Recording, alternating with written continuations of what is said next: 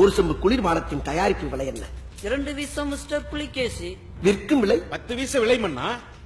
ஏன் அவ்வளவு அதிகம்? உங்கள் ஊரிலும் விழிப்புணர்வற்ற மடையர்கள் நிறைய இருக்கிறார்கள். ஏன் என்று கேள்வி கேட்க மாட்டார்கள். நிறைய சம்பாதிக்கலாம். பரவாயில்லையே, என் நாட்டு மக்களை நன்கு புரிந்து விட்டிருக்கிறாய்.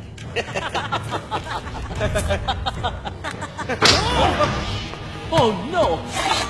Oh no! Mr. Boy, no! Oh my God! Whoa! Oh, what are you doing, man? Whoa, no! Mr. Boy! Oh no! Oh God! My back!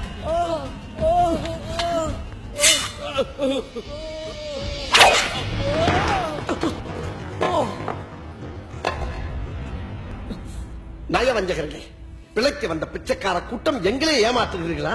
உடம்புக்கு கேடான அந்த உற்சாக பானத்தை உங்களை இங்கு விற்க விட்டதே தவறு. அதை கொள்ளை லாபத்திற்கு விட்டு எங்களே சுரண்டுகிறீர். இனி இந்த ஊருக்குள் ஒரு துளி உடைந்த பானம் இருக்கக்கூடாது. இனி இந்த ஊருக்குள் நீங்கள் கால் வைத்தால் உடம்பில் உயிர் இருக்காது. ஓடுங்க. அமைச்சரே, இவர்களை சொல்லி குற்றமில்லை. இழுத்து வாருங்கள் அந்த விளம்பரங்களுக்கு நடிப்பு வடிவம் கொடுத்தவர்களை. வணக்கம் மன்னா. இவர்தான் நாடக நடிகர் செவிலிப்பாண்டி பாகவதர். இது நாடக நடிகை செல்லாத்தா. இவர் மல்யுத்த வீரர் சங்கொலி ராஜன். வணக்கம். அது இருக்கட்டும், விளம்பர ஓவியங்களுக்கு துணை போனது சரியா தவறா?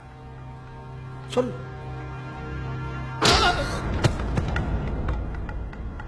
சொல்லம்மா, சரியா தவறா? சொல்ல மாட்டாயா? நீ பெண் என்பதால் தப்பித்தாய். வெள்ளைக்காரன் புத்திசாலி, நானோ கையாலாகாதவன், நீங்களோ காரியக்காரர்கள். அப்படித்தானே? பணம் தருகிறான் என்பதற்காக தட்டில் எதை வைத்து கொடுத்தாலும் தின்று விடுவீர்களா? பிராணிகளுக்கும் நமக்கும் என்ன வித்தியாசம்? சுய புத்தி வேண்டாம்? மன்னியுங்கள் மன்னா. அமைச்சரே, ஓவியனை வரச் செய்து நான் சொல்வது போல் செய்யுங்கள்.